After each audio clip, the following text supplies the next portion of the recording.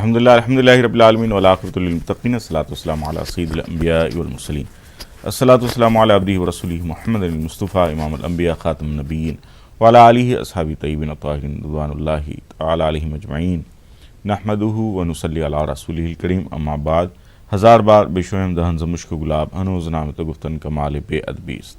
ناظرین السلام علیکم ورحمۃ اللہ وبرکاتہ۔ شریعت کے آئینے میں پروگرام میں آپ کا میزبان سید کاظم شرفی آپ تمام کا استقبال کرتا ہے۔ الحمدللہ ناظرین، بہت سے پروگرام جس میں ہم نے شریعت سے متعلق جو اہم معلومات آپ کو فراہم کی اس کا فیڈ بیک آتا ہے۔ بہت سے ایسے سوالات ہوتے ہیں جن کے ذریعے سے لوگوں کو معلومات فراہم ہوتی ہیں۔ ایسا دور جس کے اندر الحمدللہ لوگوں کے ساتھ جہاں پر انصاف رسانی ہوتی ہے، لوگوں کے سوالات کے جوابات دیے جاتے ہیں۔ کبھی کبھی ایسا ہو جاتا ہے کہ کچھ سوالات چھوٹ جاتے ہیں۔ اگر آپ اپنے ٹیلی ویژن کا والیوم کم رکھیں اور ہم سے گفتگو کریں تو آپ کے سوالات ہمیں اچھی طرح سمجھ میں آتے ہیں۔ انشاءاللہ کوشش کریں گے ہم کہ آپ کے پورے سوالات کو اس پروگرام کے اندر پوری طریقے سے جوابات دیے جائیں۔ ہمارے ساتھ آج موجود ہیں حضرت العلامہ مفتی سید صادق محی الدین صاحب قبلہ۔ مفتی صاحب، پروگرام میں آپ کا استقبال ہے۔ مفتی صاحب، دیکھا یہ جاتا ہے الحمدللہ بہت سے ہم سوالات کے جوابات بھی دے جاتے ہیں۔ کبھی کبھی ایک معاملہ ایسا ہو جاتا ہے کہ انصاف نہیں ہو پاتا اور کچھ ایسا بھی ہو جاتا ہے کہ ظلم ہو جاتا ہے کبھی۔ مفتی صاحب، کوئی ایسی راہ کہ ایسا وقت ہے جس پر ہم کسی معاملے میں فیصلہ نہ کر سکیں، تو اس میں کیا کہا گیا ہے شریعت کی روح سے؟ بسم اللہ الرحمن الرحیم، نحمدہ ونصلی ونسلم علی رسولہ الکریم وعلی آلہ وصحبہ اجمعین، اما بعد۔ ناظرین گرامی، السلام علیکم ورحمۃ اللہ وبرکاتہ۔ الحمدللہ ہمارا یہ پروگرام شریعت کے آئینے میں بہت مقبولیت رکھتا ہے۔ بفضل تعالیٰ لوگ اسے پسندیدہ نگاہوں سے دیکھتے ہیں اور اس سے استفادہ کرتے ہیں۔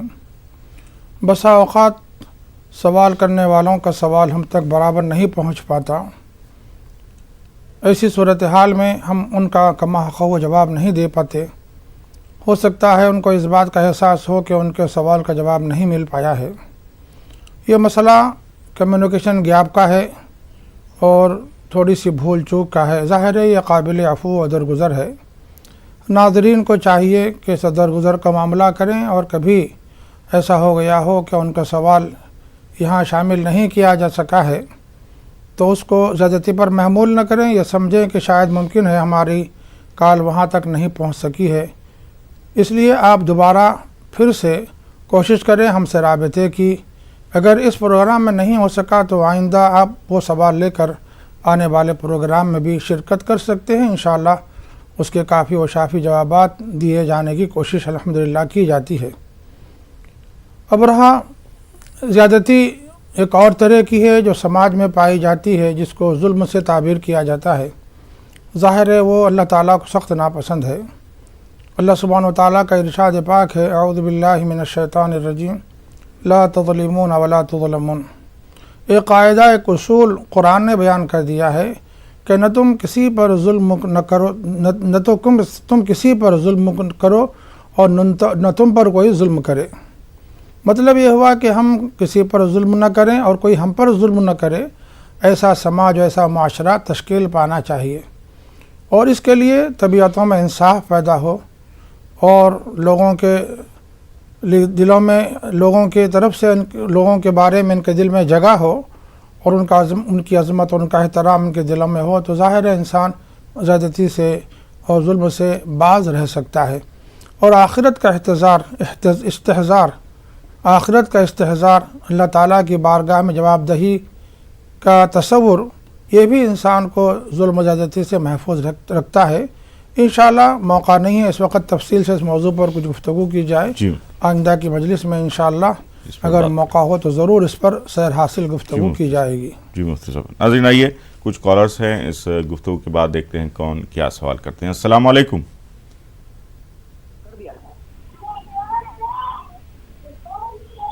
جی السلام علیکم۔ वालेकुम सलाम। जी, कौन बात कर रहे हैं? जामनगर से अब्दुल कादिर बात कर रहा हूँ। जी भाई, क्या सवाल है? सवाल ये है कि ये लोग चेहरे को चिरा रख के नमाज पढ़ते हैं, दाढ़ी सही रखते नहीं है, वो क्या हो चलता है? मतलब क्या कि कम रखते हैं, 2 इंच होती है, कभी 1 इंच होती है। जी, यही सवाल है। नमाज के लिए कैसे बना जी? क्या फरमाया आपने? नमाज के लिए नमाज जब पढ़ने आते हैं लोग, वैसे वैसे घूमते हैं वो लोग भी, नमाज दाढ़ी नहीं रखते, मतलब 2 इंच 1.5 इंच दाढ़ी रखते हैं जी और बोलते हैं कि छूटे बच्चे को छूटे अपने में। ठीक है, बताएंगे भाई, बहुत शुक्रिया। आइए नाज़रीन, एक और कॉलर हैं। अस्सलाम वालेकुम।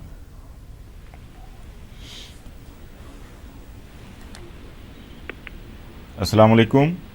हेलो अस्सलाम वालेकुम। जी वालेकुम सलाम। कौन बात कर रहे हैं? रईस अहमद बोला हूँ, एमपी उज्जैन से। जी रईस भाई, क्या सवाल है? सवाल ये है सर मेरा कि कोई शोहर अपनी बीवी से नाराज हो जाए तो उनके लिए क्या करना चाहिए? जी, बीवी अपने शोहर से नाराज हो जाए तो क्या करना चाहिए? ठीक है, जी बताएंगे, बहुत शुक्रिया आपका। आइए नाज़रीन, एक और कॉलर हैं। अस्सलाम वालेकुम। अस्सलाम वालेकुम। हेलो। जी अस्सलाम वालेकुम। वालेकुम सलाम। कौन बात कर रहे हैं? जी मैं जो है फिरदौस बात कर रहा हूँ लखनऊ से। जी फिरदौस साहब, क्या सवाल है भाई? जी मेरा ये सवाल है कि जैसे हम लोग अभी जो है उस पे रेंट पे रहते हैं, तो अपना घर की कोई दुआ बता दीजिए। जी ठीक है, और कितनी बार जो पढ़ना है, मतलब मौलाना साहब। ठीक है, ठीक है, बहुत शुक्रिया आपका। आइए, एक और कॉलर हैं, लाइन देखते हैं कौन है। अस्सलाम वालेकुम।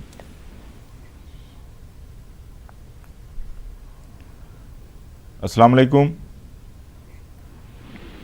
4 रकात पढ़ सकते हैं। हेलो जी, कौन बात कर रहे हैं? रहमत में सर। जी जी, सवाल बताएं। ताजुद की नमाज में 4 रकात पढ़ सकते हैं क्या? ठीक है, कहाँ से बोल रही हैं? फलागुनमा आचार्य मिला, हैदराबाद से। ठीक है, बहुत शुक्रिया। आइए, एक और कॉलर हैं, देखते हैं कौन है। अस्सलाम वालेकुम।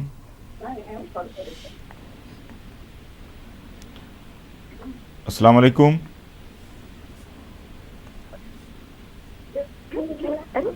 हेलो। जी अस्सलाम वालेकुम। वालेकुम सलाम। कौन बात कर रही हैं? जी हम आसनसोल से बोल रहे हैं। जी बंगाल आसनसोल से। जी बहन, सवाल बताएं। जी सवाल तो क्या बताएं, हम मेरी रोजी रोजगार एकदम सही नहीं है जी जी। अलबत्ता अब जैसे पढ़ने की बात हुई तो किताब में कोई ऐसा सूरह, कोई ऐसा ऐप नहीं जो मेरी रोजी रोजगार परेशानी को हल करे। हम उसको छोड़ते नहीं, या अस्तगफुरुल्लाह पढ़ना हुआ, या बस ये तो यार आज हम लोग 14 साल से इसका विरोध कर रहे हैं जी और पाबंदी नमाज, हाँ कभी कदार नमाज कज़ा हो जाती है जी जी तबीयत पर, ठीक लेकिन है बहुत परेशान है, मेरे शोहर की रोजी नहीं ठीक होती जी, है। बताएंगे आप। बहुत शुक्रिया। आइए, एक और कॉलर हैं, देखते हैं कौन है। अस्सलाम वालेकुम। अस्सलाम वालेकुम। वालेकुम अस्सलाम। भाई कौन बात कर रहे हैं? मेरा सवाल है हुजूर, जी भाई, सवाल बताएं। के हक पर हमला कर रहा और हमें कहे कि मैं तुम्हारी कौम को माला माल कर दूंगा, तो क्या हमें उस पर कुर्बानी दे देनी चाहिए? जी भाई, ठीक है, बहुत शुक्रिया। आइए, एक और कॉलर को शामिल करते हैं। अस्सलाम वालेकुम। हेलो। हेलो। अस्सलाम वालेकुम। वालेकुम। जी भाई, कौन बात कर रहे हैं? मैं इलाहाबाद से बोल रहा हूँ भाई। जी भाई, सवाल बताएं। हेलो। जी जी भाई, आवाज आ रही है। हाँ, तो मैं ये कोई मसले मसाइल पर सवाल कर सकते हैं? जी जी हाँ, मसले मसाइल के लिए ही है प्रोग्राम। हाँ, तो हम ये जानना चाह रहे थे कि कोई नाजायज औलाद को पालना, उसका क्या क्या मसला क्या है? ठीक है भाई, बताएंगे। बहुत शुक्रिया, बहुत शुक्रिया कॉल करने का। आइए, एक कॉलर और हैं। अस्सलाम वालेकुम। जी वालेकुम सलाम। जी भाई, कौन बात कर रहे हैं? मैं रामपुर से नबी साहब बोल रहा हूँ। जी, सवाल बताएं। मेरा अक्सर ऐसा होता है कि तबीयत मेरी बहुत घबराने लगती है, बाज़ वक्त ऐसा परेशान सा हो जाता है, दिल पे जैसे मालूम होता है बहुत बड़ा बोझ है। जी मुफ्ती साहब से कोई ऐसी دعا معلوم کیجیے کہ ذرا میرے دل تسلی سے ہو جائے، جی بھائی، میری گھبراہٹ دور ہو جائے اور یہ بے چینی دور ہو جائے۔ جی بھائی بتائیں گے، بہت شکریہ آپ کا۔ آئیے ایک کالر اور ہیں۔ السلام علیکم۔ ہاں جی، جی بھائی، کون بات کریں؟ السلام علیکم۔ وعلیکم السلام بھائی۔ میں یہ پوچھنا چاہتا ہوں کہ تعویذ پہننا ٹھیک رہتا ہے؟ ٹھیک ہے، بتائیں گے بھائی، بہت شکریہ۔ آئیے ایک کالر اور ہیں۔ السلام علیکم۔ آئیے گفتگو سلسلہ آگے بڑھتے ہیں۔ جام نگر سے بھائی نے سوال کیا، نماز جو پڑھتے ہیں ہم، تو ایسی صورت میں داڑھی کا کیا حکم ہے؟ بسم اللہ الرحمن الرحیم۔ داڑھی سنت مؤکدہ ہے، یعنی یہ ایسی سنت ہے جس کی تاکید آئی ہے، اور یہ ایسی سنت ہے جس پر سیدنا محمد رسول اللہ صلی اللہ علیہ وسلم نے اور آپ صلی اللہ علیہ وسلم کے اصحاب کرام رضی اللہ عنہم نے مواظبت فرمائی ہے، پابندی فرمائی ہے، اور امت کا دیندار طبقہ آج تک اس پر کاربند ہے۔ یہ اس لیے کہ سیدنا محمد رسول اللہ صلی اللہ علیہ وسلم کے اس بارے میں بڑے ارشادات ہیں۔ اس میں سے ہم ایک ارشاد پاک آپ کی خدمت میں رکھتے ہیں۔ آپ صلی اللہ علیہ وسلم کا ارشاد پاک ہے، قص الشوارب وعف اللحا، مونچھوں کو کتراؤ، چھوٹی کرو اور داڑھی کو بڑھاؤ۔ اس لیے فقہائے امت کا اس بات پر اجماع ہے، اس میں کسی کا اختلاف نہیں ہے کہ داڑھی سنت ہے اور اس کو ایک مشت تک دراز رکھنا چاہیے، اس سے زائد ہو جاتی ہے تو تراش خراش کی اجازت ہے۔ اب رہا نماز اگر ہم ادا کرتے ہیں اور داڑھی مونڈ کر، تو ظاہر ہے داڑھی مونڈنا فسق ہے۔ فسق کہتے ہیں ایسے گناہ کو جس کو اللہ تعالیٰ کی نافرمانی کہا جاتا ہے۔ اگر ہم فسق کے ساتھ نماز ادا کریں گے تو فریضہ تو ادا ہوگا، لیکن جس گناہ کے ساتھ ہم نماز ادا کر رہے ہیں اس کی وجہ سے نماز کی نورانیت میں کمی آ جائے گی، عبادت میں جو کمال آنا چاہیے وہ کمال نہیں آ پائے گا۔ لیکن یہ مسئلہ تو عام مسلمانوں کے لیے ہے، لیکن علماء اور وہ ایسے قائدین جو مذہبی رہنما کہلاتے ہیں یا امام ہیں، خطیب ہیں، ظاہر ہے ان پر بڑی بھاری ذمہ داری ہے کہ وہ سنت کے مطابق داڑھی بھی رکھیں، پابند شرع رہیں، کتاب و سنت کے علوم سے واقف بھی ہوں، اور پھر سنت کے عین مطابق زندگی بسر کر رہے ہوں۔ چونکہ ان کو ایک امت کے لیے عملی نمونہ بننا ہے، اس لیے ان کی زائد ذمہ داری ہے۔ لیکن عوام الناس بھی مسلمانوں کی اس سے سبکدوش نہیں ہو سکتی، ان کو چاہیے کہ ہر سنت کی پابندی کریں، خاص طور پر داڑھی جو سنت ہے موجودہ زمانے میں اس کو بڑا پامال کیا جا رہا ہے۔ حدیث پاک میں آتا ہے جس زمانے میں میری سنتوں کو پامال کیا جا رہا ہوگا اور اگر کوئی اس کو زندہ کر لے تو اس کو 100 شہیدوں کا اجر ملے گا، ثواب ملے گا۔ تو رسول پاک صلی اللہ علیہ وسلم کی اس خوشخبری سے جو حضرات بھی خوش ہیں اور اس سے برکت حاصل کرنا چاہتے ہیں، ضرور ان کو سنت کے مطابق داڑھی رکھنا چاہیے۔ جی مفتی صاحب، رئیس صاحب کا سوال ہے، اگر بیگم ناراض ہیں تو ایسی صورت میں کیا حکم ہے؟ دونوں یہ ازدواجی زندگی کے تعلق سے کیا حکم ہے مفتی صاحب، یہ بھی، اور دونوں کے کیا حقوق ہیں؟ اسلام دین فطرت ہے، اس کے احکام میں انسانی فطرت کی بڑی رعایت رکھی گئی ہے۔ اسی رعایت کو پیش نظر رکھتے ہوئے عورتوں کے مردوں پر کیا حقوق ہیں، مردوں کے عورتوں پر کیا حقوق ہیں، اس کی تفصیلی وضاحت کتاب و سنت سے ہم کو ملتی ہے، اور امت کو چاہیے کہ اس پر سختی سے پابندی کرے۔ پہلے تو اس کو حاصل کرے، اس کی تعلیم حاصل کرے، وہ کیا احکامات ہیں جو ازدواجی زندگی کے لیے ضروری ہیں، پھر عمل بھی کرے۔ ظاہر ہے عمل کے لیے دونوں پابند ہیں، بیوی بھی پابند ہے، شوہر بھی پابند ہے۔ اب آپ کا سوال یہ ہے کہ آپ کی بیگم صاحبہ ناراض ہیں، تو ناراضگی کی وجہ کیا ہے وہ آپ ہی جانتے ہیں، اللہ جانتا ہے۔ اگر آپ کی زیادتی کی وجہ سے وہ ناراض ہیں تو پھر آپ کو چاہیے کہ زیادتی کا راستہ ترک کریں، معافی تلافی کا اہتمام کر لیں۔ اور اگر بلا وجہ کے وہ ناراض ہیں تب بھی چونکہ اللہ تعالیٰ نے آپ کو قوام بنایا ہے، الرجال قوامون علی النساء، ایک برتری آپ کو اللہ تعالیٰ نے عطا فرمائی ہے، فوقیت دی ہے، اس کا تقاضا یہ ہے کہ آپ کسی بھی طرح سے اس کو راضی کریں، منانے کی کوشش کریں اور ایسے صورتیں اختیار کریں کہ جس کی وجہ سے وہ راضی اور خوش ہو جائے۔ اللہ تعالیٰ نے آپ کو یہ ملکہ دیا ہے کہ ناراض بیوی کو آپ راضی کر سکتے ہیں اور ناخوش بیوی کو آپ خوش کر سکتے ہیں۔ یہ گور اللہ تعالیٰ نے آپ کو دیا ہے، آپ اسے استعمال کریں تو انشاءاللہ آپ کی بیوی کی ناراضگی دور ہو سکتی ہے اور آپ کی ازدواجی زندگی میں پھر سے خوشگوار حالات پیدا ہو سکتے ہیں۔ آپ کا فرض ہے کہ آپ پوری طرح سے اپنی بیوی کے حقوق ادا کرنے کی طرف توجہ کریں اور رسول پاک صلی اللہ علیہ وسلم کی سیرت کا خاص ایک گوشہ جو بیویوں کے حقوق سے متعلق ہے ضرور اس کا مطالعہ کریں۔ اور آپ کی بیگم صاحبہ بھی ہمارا پروگرام سن رہی ہوں تو ان سے بھی ہماری صمیم قلب کے ساتھ درخواست ہے، خواہش ہے کہ وہ ضرور اپنے شوہر کی مرتبت کا، اس کی عظمت کا لحاظ و پاس رکھ کے اسلام نے جیسے اس کے مقام کا، مرتبے کا تعین کیا ہے، اس کو سامنے رکھتے ہوئے زندگی گزارنے کی کوشش کرے۔ اور پھر شوہر سے بھی اگر کوئی کوتاہی غلطی ہو جاتی ہو تو بیوی کا فرض ہے کہ وہ عفو و درگزر سے کام لے۔ اور سچی بات تو یہ ہے کہ میاں بیوی دونوں مل کر ایک دوسرے کی کوتاہیوں کو، غلطیوں کو معاف کرتے رہیں، درگزر کرتے رہیں تو انشاءاللہ ہماری زندگی بہت کامیاب گزر سکتی ہے۔ جی مفتی صاحب، حیدرآباد سے سوال تھا، تہجد میں 4 رکعت پڑھ سکتے ہیں کیا؟ تہجد کی 8 رکعتیں ہیں، سیدنا محمد رسول اللہ صلی اللہ علیہ وسلم سے 8 رکعتیں ثابت ہیں، اور 8 رکعتیں بھی کیسے 2 رکعت پر ایک سلام کے ساتھ 8 رکعتیں پڑھی جائیں۔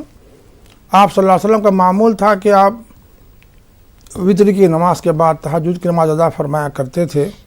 ہم اس بحث میں نہیں جائیں گے، آپ سے اس قدر معروضہ ہے کہ آپ اگر 8 رکعت پڑھتی ہیں تو بہت بہتر ہے، اور اگر آپ 4 رکعت پڑھ لیتی ہیں تب بھی آپ کے لیے اجازت ہے، آپ 4 رکعت بھی پڑھ سکتی ہیں۔ کسی کے لیے وقت نہ ہو، موقع نہ ہو تو 2 رکعت بھی تہجد کی نماز ادا کی جا سکتی ہے۔ تو اس میں بڑی گنجائش اور وسعت ہے، چونکہ یہ کوئی فریضہ نہیں ہے بلکہ یہ نفل ہے۔ سیدنا محمد رسول اللہ صلی اللہ علیہ وسلم پر تو تہجد فرض تھی، لیکن امت پر یہ سنت ہے اور باعث فضیلت ہے، اور اس کی بڑی اہمیت و فضیلت احادیث پاک میں آئی ہے۔ قرآن پاک میں بھی اللہ تعالیٰ نے اس کی بڑی فضیلت بیان فرمائی ہے، تو ضرور ہم کو اس کا اہتمام کرنا چاہیے۔ 8 رکعت نہ پڑھ سکے تو 4 رکعت بھی کافی ہیں، اور 4 رکعت بھی کوئی نہ پڑھ سکتا ہو تو 2 رکعت بھی پڑھ لے، انشاءاللہ یہ بھی کافی ہے۔ جی مفتی صاحب، آئیے کچھ اور سوالات ہیں ناظرین، دیکھتے ہیں کون ہیں اس وقت۔ السلام علیکم۔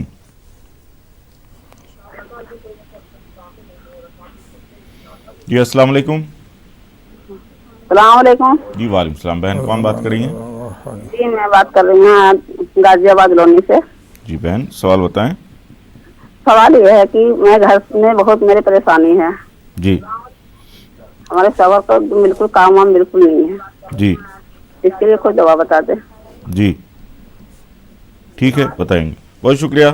آئیے ایک اور کالر ہیں۔ السلام علیکم۔ السلام علیکم۔ وعلیکم السلام۔ جی بھائی کون بات کر رہے ہیں؟ میں رائچور سے بات کر رہا ہوں۔ جی بھائی میرا سوال یہ ہے کہ جی جو ربیع الاول 12 ربیع الاول جو ہوتی اس سے پہلے ہے نا شادی وغیرہ کر سکتے کیا؟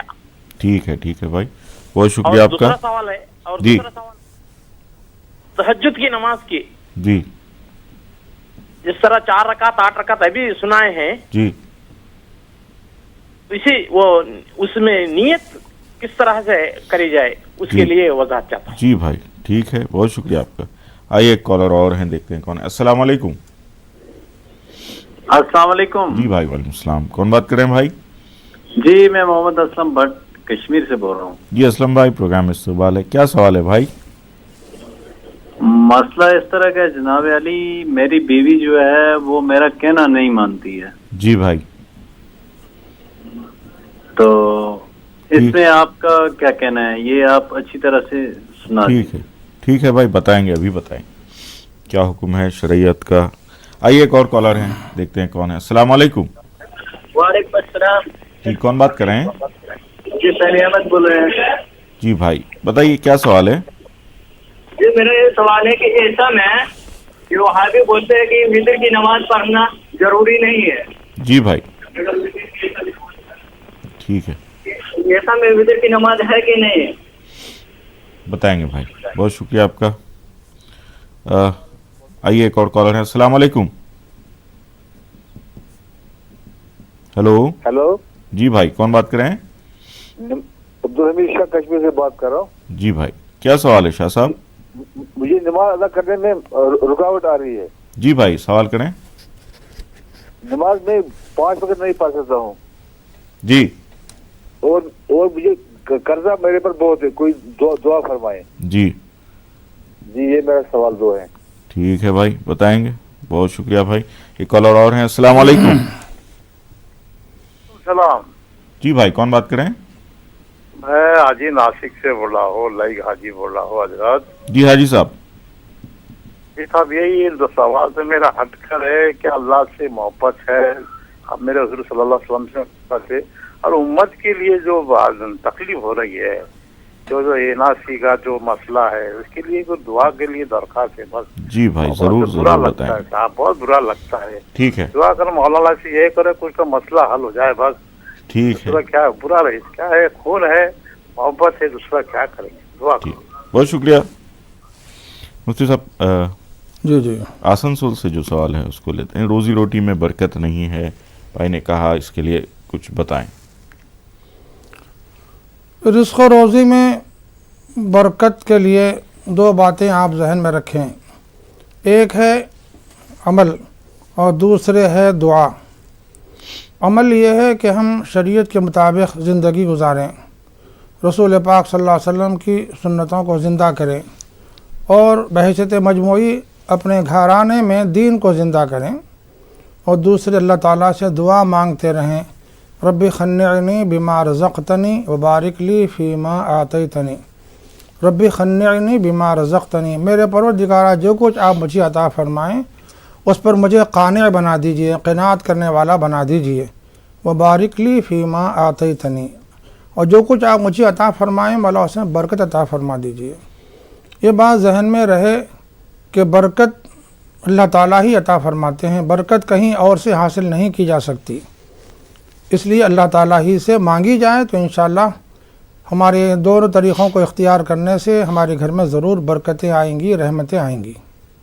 जी मुफ्ती साहब, इलाहाबाद से सवाल था भाई का कि जिन बच्चों के ताल्लुक़ से मालूमात नहीं हैं वो किसकी औलाद हैं, तो ऐसी सूरत में उनका पालना कैसा है? ऐसे बच्चे जो लावारिस होते हैं, पता नहीं वो निकाह के साथ पैदा हुए हैं या बग़ैर निकाह के पैदा हुए हैं, ये तो अल्लाह बेहतर जानता है, लेकिन हैं तो वो इंसान के बच्चे और इसमें उनका कोई कसूर नहीं है। फ़र्ज़ कर लीजिए अगर वो माँ बाप की कोताही गलती से पैदा हुए हों, यानी ज़िना से पैदा हुए हों, तो ज़ाहिर है इसमें उनका कोई दोष नहीं है, वो कसूरवार नहीं है, उनको इसकी सज़ा नहीं मिलनी चाहिए। अगर ऐसे बच्चे कहीं दस्तयाब हो जाते हों और वो अगर अपने माँ बाप से महरूम हैं तो फिर उनके हाथ पर उनके सरों पर दस्त शफ़क़त फेरना, उनकी ज़रूरियात की कफ़ालत करना, उनको उम्दा तालीम व तरबियत से संवारना और उनके लिए जो बेहतर और खैर हो सकता है ऐसा मामला करना, ये बहुत ज़्यादा अजर व सवाब की बात है। बल्कि यहाँ तक कहा जा सकता है कि रात तमाम आप अगर सजदे में सर रखें, बारगाह एज़दी में, और दिन तमाम रोज़ा रखें, तो जितना अजर सवाब आपको मिल सकता है उससे कहीं और कहीं ज़्यादा इस अमल में आपको सवाब मिलेगा कि यकीनन ये बच्चे रहम के मुस्तहक़ हैं। सैयदना मुहम्मद रसूलुल्लाह सल्लल्लाहु अलैहि वसल्लम ने तमाम मखलूक़ पर रहम करने की तलक़ीन की है। हमारा फ़र्ज़ है कि ख़ास तौर पर ऐसे बच्चे जो ख़ुद कफ़ील नहीं हैं, नाबालिग हैं, छोटे हैं, मासूम हैं, ज़रूर उनके साथ रहमत व मेहरबानी का मामला करें। और फिर जो बंदे उन पर रहमत व मेहरबानी का मामला करते हैं, अल्लाह ताला उन पर मेहरबान हो जाते हैं। किसी शायर ने बड़ी प्यारी बात कही है, करो मेहरबानी तुम अहले ज़मीं पर, खुदा मेहरबान होगा अर्शे बरी पर। सुभान अल्लाह, बहुत खूब। आइए नाज़रीन, वक्त हो चला एक वक्फ़े का, इंशाल्लाह जो सवालात हैं उनको शामिल करेंगे इस वक्फ़े के बाद। प्रोग्राम में एक बार फिर आपका खैर मकदम है। आप देख रहे हैं प्रोग्राम शरीयत के आईने में। नाज़रीन, आइए कुछ सवालात हैं और मज़ीद कुछ कॉलर्स हैं, उनको भी शामिल कर लेते हैं, उसके बाद जवाबात हासिल करते हैं मुफ्ती साहब से। देखते हैं इस वक्त कौन है। अस्सलाम वालेकुम। हेलो जी भाई, अस्सलाम वालेकुम। वालेकुम सलाम व रहमतुल्लाहि व बरकातहू। जी भाई, कौन बात कर रहे हैं? जी भाई, हेलो, अस्सलाम वालेकुम। जी वालेकुम सलाम। भाई कौन बात कर रहे हैं? हेलो बंद कर दिया जी, अस्सलाम वालेकुम। आइए एक गुफ्तगू से सवाल, रामपुर से सवाल था, परेशानी है, कुछ दुआ बताएं। परेशानियों का हल हमने कुछ देर पहले बता दिया है। अल्लाह से रुजू रहने से ही परेशानियां हल हो सकती हैं। अल्लाह ताला से दुआ भी की जानी चाहिए। दुआएं तो बहुत हैं। अल्लाहुम्मा फारिजल हम, काशिफल गम, मुजीब दावतिल मुज़तर्रीन, रहमान दुनिया वल आखिरती व रहीमहुमा, इरहमनी रहमतन तुगनीनी बिहा रहमति मन सिवाक। अगर ये कलिमात याद न हो तो इस दुआ का विर्द करें, या अल्लाह या रहमान या रहीम इरहमनी, या अल्लाह या रहमान या रहीम इरहमनी।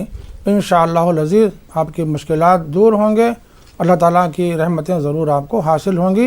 लेकिन शर्त यह है कि आप पाबंद शरा ज़िंदगी गुजारने का अहद करके पिछली ज़िंदगी पर नदामत के आंसू बहाएँ और आइंदा अल्लाह ताला के अहकामात की रियायत रखते हुए ज़िंदगी गुजारने का अज़्म कर लें।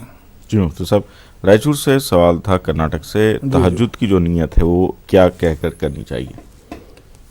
तहज्जुद की नमाज नफल नमाज है। नफल नमाज को आप मुतय्यन करके नीयत करें, ज़रूरी नहीं है। सिर्फ नमाज का दिल में इरादा हो और तहज्जुद का मौका हो तो वो आपकी नमाज तहज्जुद ही की हो जाएगी।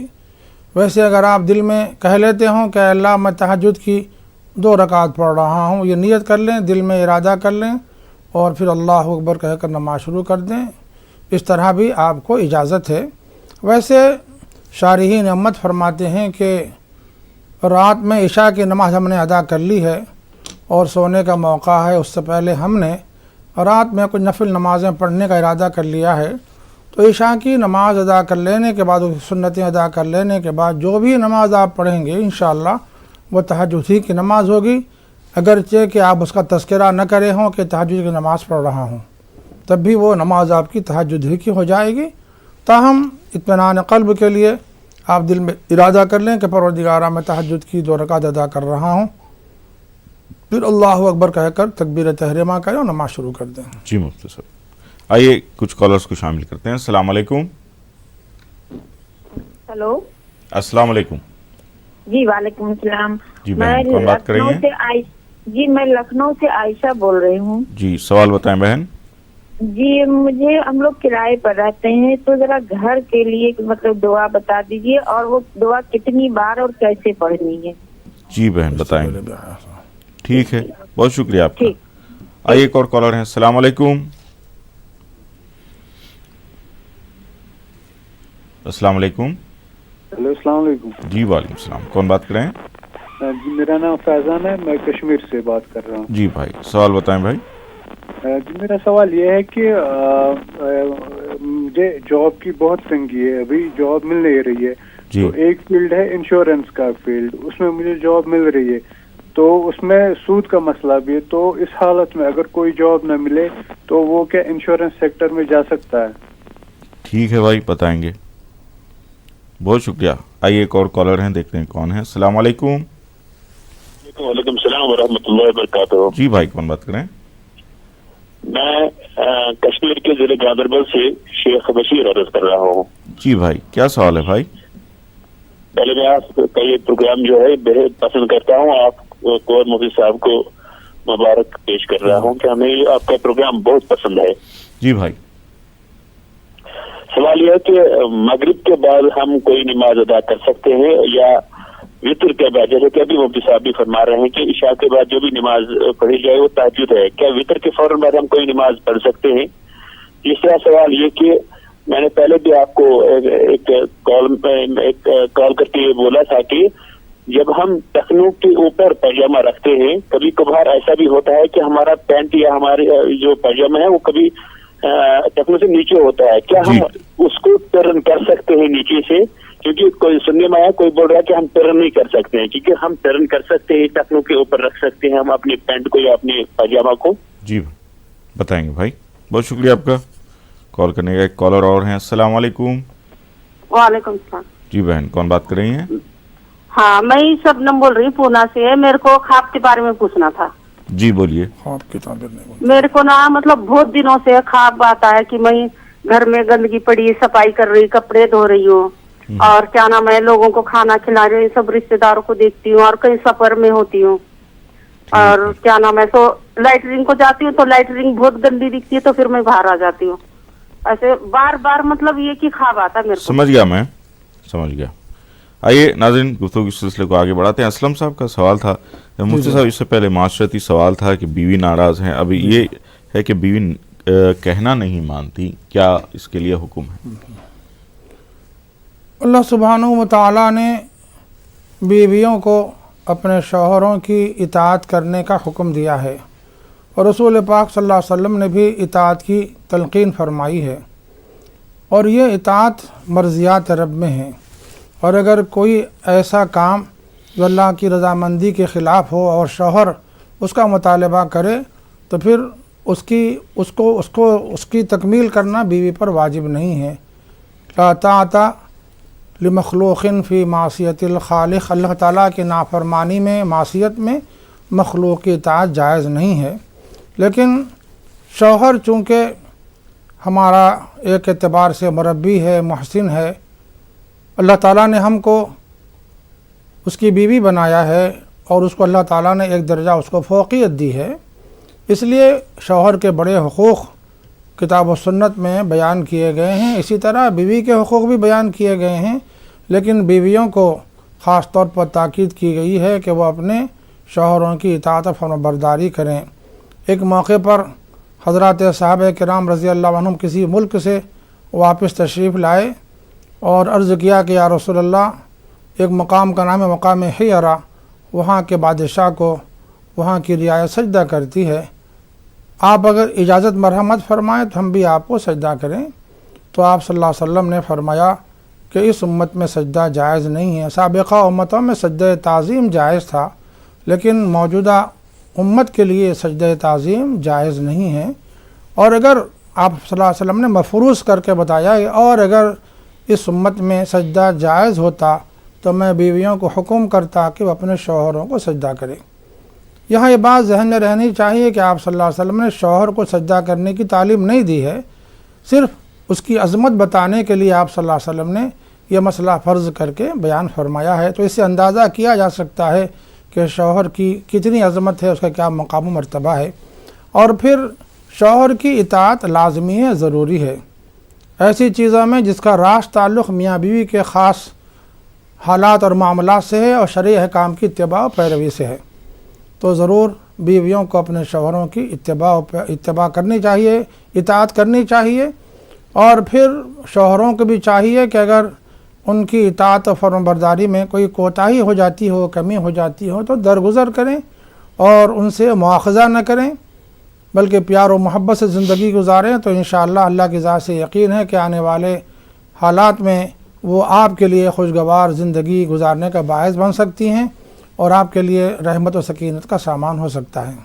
जी मुफ्ती साहब, अहमद भाई का सवाल था वितर की नमाज के ताल्लुक से, क्या हुक्म है, क्या नमाज छोड़ी जा सकती है? कुछ लोग इनसे कहते हैं कि नमाज ज़रूरी नहीं है वितर वाली, वितर के ताल्लुक से क्या हुक्म है मुफ्ती साहब? जितनी नमाज़ें फ़र्ज़ हैं उनका अदा करना फ़र्ज़ है, वाजिब है, लाजिम है, किसी हाल में उनको तर्क नहीं किया जा सकता, इल्ला ये कि आप बेहोश हों या कोई ऐसा ख़ास उज़्र का मौका हो कि आप नमाज अदा करने के काबिल न हों।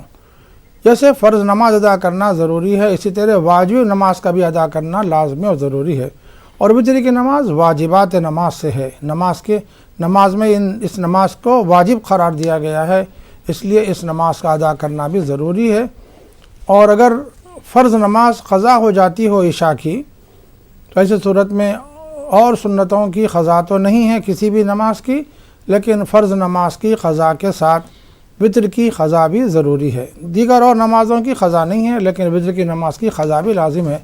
इससे अंदाज़ा हो गया होगा कि फ़र्ज़ के बाद दूसरे दर्जे में वाजिब नमाज का अदा करना ज़रूरी है।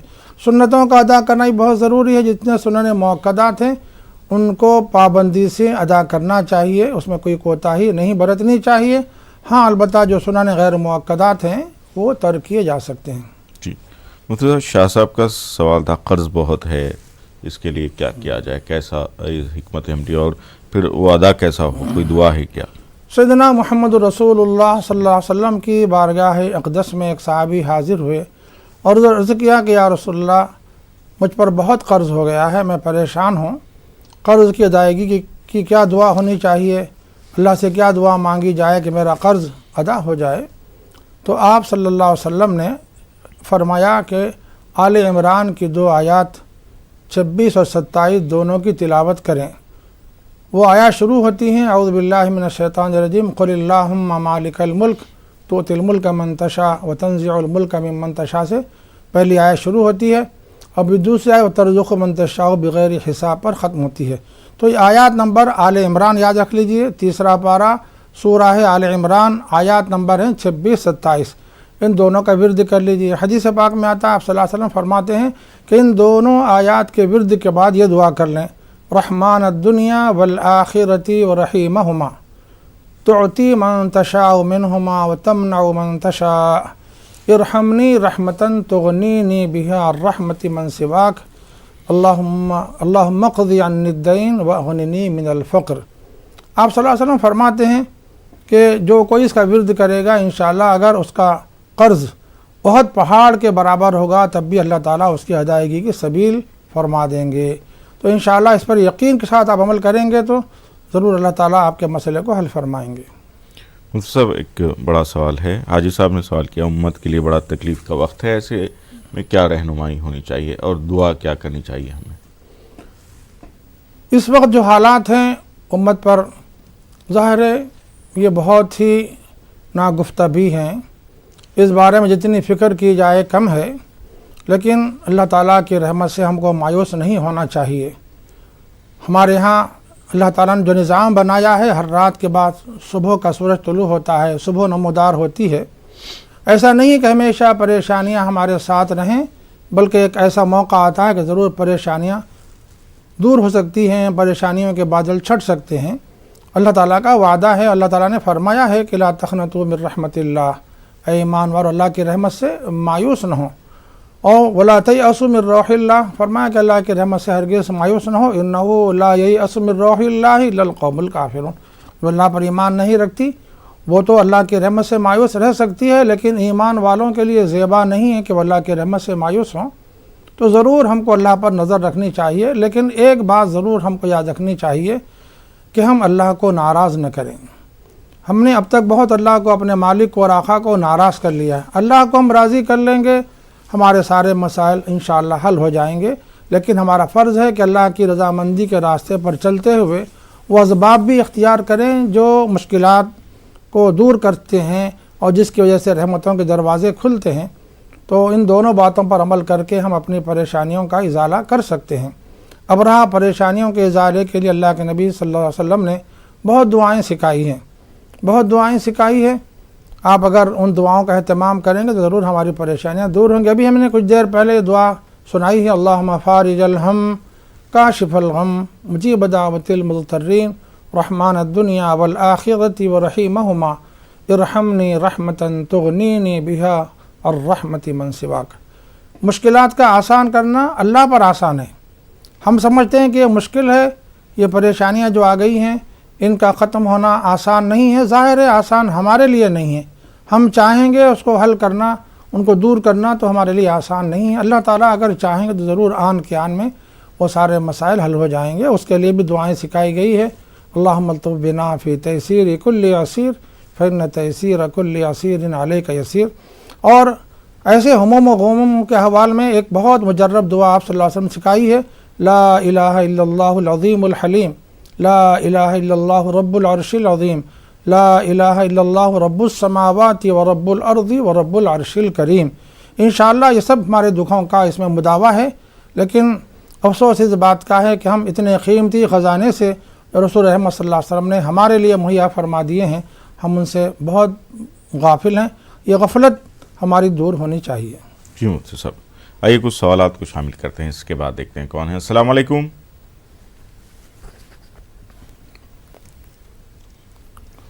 السلام علیکم۔ وعلیکم السلام صاحب۔ جی بھائی، کون بات کر رہے ہیں؟ میں رئیسی سے بات کر رہا ہوں۔ جی، سوال بتائیں بھائی۔ جی مفتی صاحب کو السلام علیکم. وعلیکم السلام. ہاں اب میں سوال لے کر رکھا ہوں. یقین جو یقین کرتے ہیں آدمی, یقین جی یقین کی تفصیلات جاننا, یقین کی تفصیل. ٹھیک ہے بھائی, بہت شکریہ آپ کا. آئیے ایک اور کالر کو شامل کرتے ہیں, دیکھتے ہیں کون ہیں. السلام علیکم. جی السلام علیکم بھائی. آواز کم کریں ٹی وی کا. ہیلو. ہلو السلام علیکم. جی وعلیکم السلام. کون بات کریں بھائی؟ میں پونا سے بات کر رہا. جی بھائی سوال بتائیں. میرا پوتا ہے 7 برس کا, بار بار چکر آتی ہے ایسا بولتا ہے. جی تو اس کے لیے کوئی دعا بتائیے. ٹھیک ہے بھائی, بہت شکریہ آپ کا. آئیے ایک اور کالر ہیں. السلام علیکم. ہلو. ہلو السلام علیکم. وعلیکم السلام. جی بھائی کون بات کریں؟ جی ہلو. جی بھائی سوال بتائیں. جی السلام علیکم. وعلیکم السلام. جی میرا نام افتخار ہوا, دہلی سے بات کر رہے ہیں. جی بھائی سوال بتائیں. یہ سوال ہمارا یہ ہے کہ جیسے کہ ہمارا کام ہے ایسا کچھ فیلڈ کا کام ہے, تو نام نا اپنا بتا نہیں پاتے ہیں, نام کچھ الگ بتاتے ہیں. ٹھیک ہے جی اچھی بات, بہت شکریہ کال کرنے کا. آئیے ایک اور کالر ہیں. السلام علیکم. السلام علیکم. السلام علیکم. مولانا صاحب سے بات ہو سکے گی؟ جی بہن بتائیے کیا سوال ہے, کہاں سے بات کریں؟ جی میرا نام سمیرہ ہے. جی بہن. سمیرہ کا پورا مطلب کیا ہے؟ جی اور میری صحت بالکل بھی ٹھیک نہیں رہتی ہے. جی اس کے لیے کوئی دعا خصوص ہے؟ ٹھیک ہے, بہت شکریہ کال کرنے کا. آئیے سوالات کے سلسلے کو آگے بڑھاتے ہیں. اس سے قبل وقت ہو چلا ہے مفتی صاحب ایک اور وقفے کا. انشاءاللہ ناظرین سوالات ہیں, ان کو شامل کریں گے اس وقفے کے بعد. پھر آپ کا استقبال ہے, آپ دیکھ رہے ہیں شریعت کے آئینے میں. آئیے کچھ کالرس ہیں مزید, دیکھتے ہیں کون ہیں. السلام علیکم. ہلو السلام علیکم. وعلیکم السلام. جی بھائی کون بات کر رہے ہیں؟ سوال کا جواب ایک ہی جواب دیے, دوسرا سوال کا جواب نہیں دیے, پھر ایک بار اس کے لیے لگایا. جی جی بھائی بولیے. میرا سوال یہ ہے جی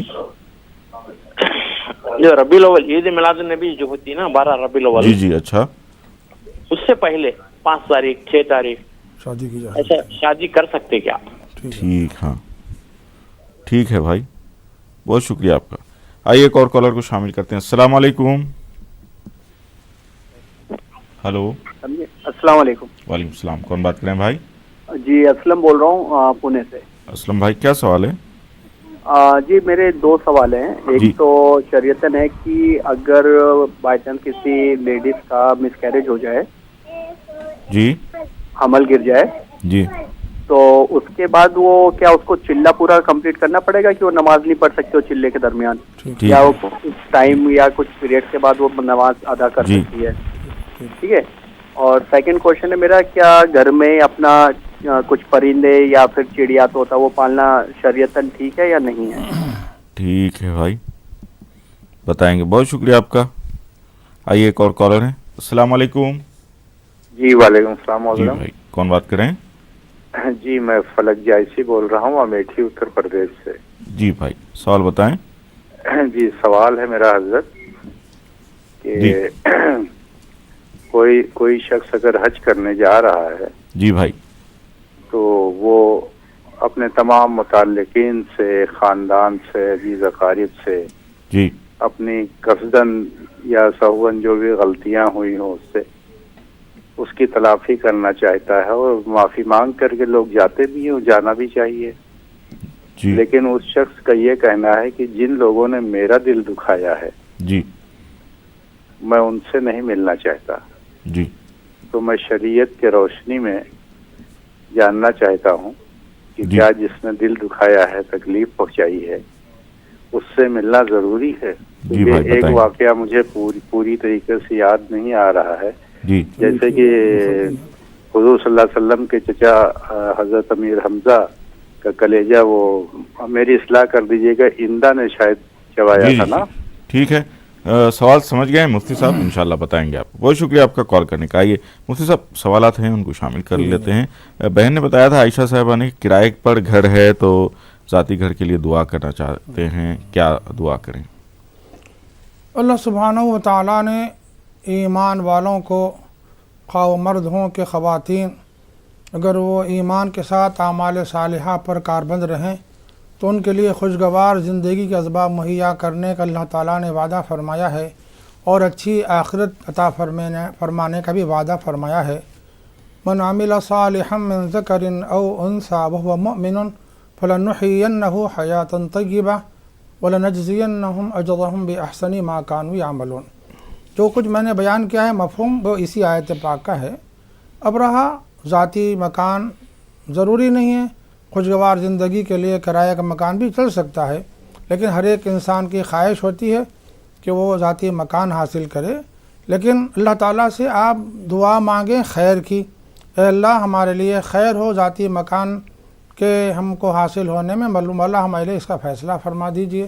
تو ظاہر ہے یہ نعمت آپ اللہ سے مانگ سکتی ہیں، اور اس کے لیے یہ دعا بہت مجرب ہے. ربی انی لما انزلت الی من خیر فقیر، اے میرے رب جو کچھ آپ خیر سے بھلائی سے ہم کو عطا فرمائیں گے مولا ہم اس کے زیادہ محتاج ہیں.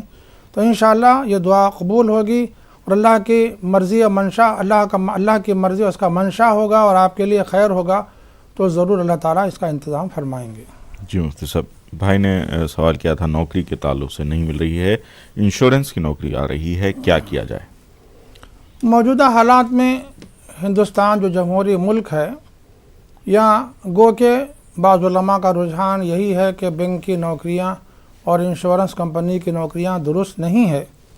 لیکن یہاں کے جو حالات ہیں ان حالات کے تناظر میں بعض علماء کی رائے یہ ہے کہ بینکوں کی نوکری اور انشورنس دفتروں کی نوکری بھی کی جا سکتی ہے، لیکن ایک شرط کے ساتھ کہ اس نوکری پر آپ کا دل جمع نہ رہے. اس نوکری کے حاصل کر لینے کے بعد بھی آپ کوشاں رہیں کہ کوئی اور نوکری آپ کو مل جائے، کوئی اور روزی کا دروازہ آپ کے لیے کھل جائے. اللہ سے دعا مانگتے رہیں اور اس وقت تک نہ چاہتے ہوئے اس نوکری کو آپ انجام دے سکتے ہیں، اور کوشش کرتے رہیں دوسری نوکری کے لیے جو اس نظام سے ہٹ کر ہے. انشاءاللہ اگر آپ اس جذبے سے اس نوکری کا آغاز کریں گے تو اللہ تعالیٰ ضرور آپ کے لیے راستے بنائیں گے.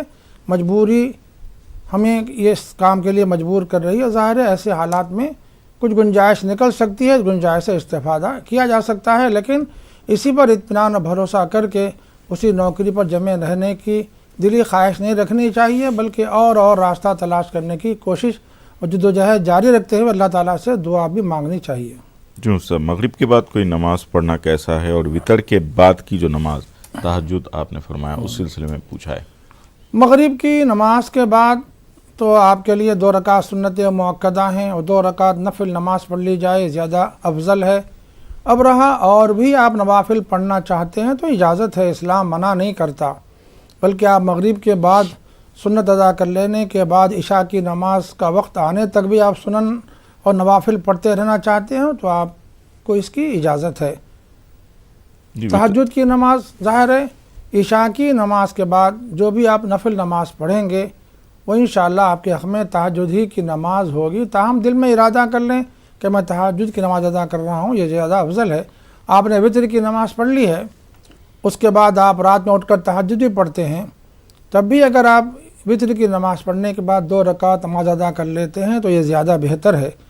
احادیث پاک میں ان 2 رکعتوں کی بھی فضیلت آئی ہے جو وطر کی نماز کے بعد پڑھی جاتی ہیں.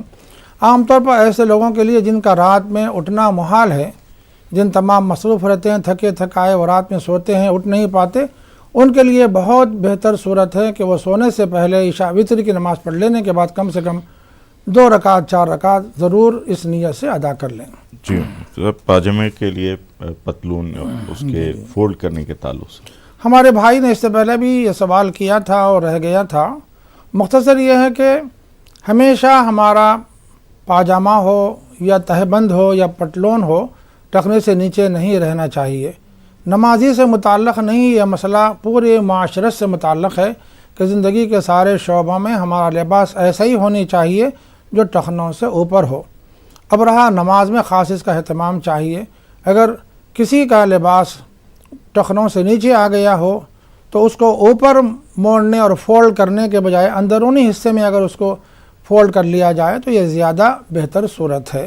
لیکن بہرحال اہتمام کرنا چاہیے کہ ہمارا لباس جو نیچے ہم پہنتے ہیں وہ ٹخنوں سے اوپر ہو. جی صاحب، ربیع الاول کی 12 سے قبل شادی کرنا، جی اس متعلق اسلام نے کسی مہینے میں کسی دن شادی کرنے سے منع نہیں کیا ہے. بعض لوگ بدشگونی کی وجہ سے دور جاہلیت میں سفر کے مہینے کو منحوس سمجھتے تھے، اس میں نکاح و شادی کرنے سے سخت اجتناب کرتے تھے. ہمارے اپنے سماج میں بھی عام طور پر سفر میں یہ روایت چلی آ رہی ہے کہ لوگ شادی بیاہ کی تقاریب منعقد نہیں کرتے. اسی طرح ربیع الثانی و جمادی الاولیٰ کے مہینے میں بھی ہمارے پاس ایسا رواج ہے کہ اس میں نکاح و شادی نہیں کیے جاتے. ظاہر ہے یہ ساری چیزیں بدشگونی سے تعلق رکھتی ہیں جو اسلام میں سخت ناپسندیدہ ہیں. آپ جب چاہیں جس وقت چاہیں جس تاریخ کو چاہے نکاح کر سکتے ہیں. ربیع الاول کا مہینہ تو مبارک مہینہ ہے. اس مبارک مہینے میں آپ صلی اللہ علیہ وسلم کی اس مبارک دنیا میں آپ صلی اللہ علیہ وسلم مبارک ولادت اس مبارک مہینے میں ہوئی ہے. اس لیے اس مبارک مہینے میں بھی آپ شادی کرنا چاہتے ہوں 12 ربیع الاول سے پہلے یا خود 12 ربیع الاول کا بھی کرنا چاہتے ہوں تو شرعاً اجازت ہے، اس میں کوئی ممانعت نہیں ہے. جی مفتی صاحب، اسلم بھائی نے سوال کیا تھا حمل ساقط ہو جائے ایسی صورت میں کتنے دن تک نماز کے لیے کیا حکم ہے؟ ولادت کے بعد جو خون کا سلسلہ جاری رہتا ہے وہ نفاس کہلاتا ہے شریعت کی اصطلاح میں. نفاس بھی ایسا خون ہے جو حیض ہی کی طرح مانع نماز ہے، اور نفاس کی جو مدت ہے آخری انتہائی مدت 40 دن ہے. لیکن ضروری نہیں ہے کہ 40 دن تک آپ نماز نہ پڑھیں، بلکہ جب بھی ایسی خاتون محسوس کرے کہ اس کے خون کا سلسلہ رک گیا ہے تو ان کو فوری غسل کر کے نماز ادا کر لینا چاہیے. نمازوں کو ہرگز نہیں چھوڑنا چاہیے. عام طور پر ہمارے سماج میں کچھ خواتین یہ سمجھتی ہیں یا ان کو بتایا جاتا ہے کہ جب تک 40 دن نہ ہو جائیں نماز نہیں پڑھنی چاہیے. اسلام نے ایسی ہدایت نہیں دی ہے، بلکہ اسلام نے بتایا ہے کہ 40 دن انتہائی مدت ہے. کسی خاتون کو اس وقت تک بھی اگر خون آتا ہو تو وہ نفاسی کہلائے گا. لیکن اگر 2 گھنٹے 4 گھنٹے 1 دن 2 دن جب بھی خون کا سلسلہ منقطع ہو جائے تو فوری ایسی خواتین کو غسل کر کے نماز پڑھنا شروع کر دینا چاہیے.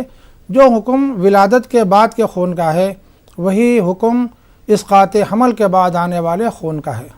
جی مفتی صاحب، پرندہ پالنا کیسا ہے انہوں نے پوچھا. گھروں میں اگر آپ پرندے پالنا چاہتے ہوں تو آپ کو اجازت ضرور ہے، ایک شرط کے ساتھ کہ ان کو جو دانہ پانی دینا چاہیے وقت پر، ان کی صفائی کا لحاظ، یہ ساری چیزوں کی آپ پابندی کرتے ہوئے اگر ان کو پالتے ہیں تو اس شریعت نے اجازت ضرور دی ہے. لیکن پھر بھی یہ پسندیدہ عمل اس لیے نہیں ہے کہ پرندے بھی آزادی چاہتے ہیں. ایک طرح سے ہم نے ان کو قید کر رکھا ہے اور کوئی پرندہ قید رہنا نہیں چاہتا. اگر آپ اسے سونے کے پنجرے میں رکھیں تب بھی اس کو قید پسند نہیں ہے، بلکہ وہ آزادی چاہتا ہے فضاؤں میں اڑنے اور تیرنے اور جنگلوں میں جس درخت پر چاہے بیٹھنے، اس کے پھل کھانے کی اس کے دل میں تمنا اور آرزو ہوتی ہے. اس لحاظ سے بعض علماء نے اس کو پسند نہیں کیا ہے، بہتر قرار دیا ہے کہ ان کو آزاد کیا جائے، پنجرے میں بند کر کے نہ رکھا جائے. جی اختصار کے ساتھ امیٹھی سے سوال ہے، حج سے پہلے معافی چاہتے ہیں لوگ.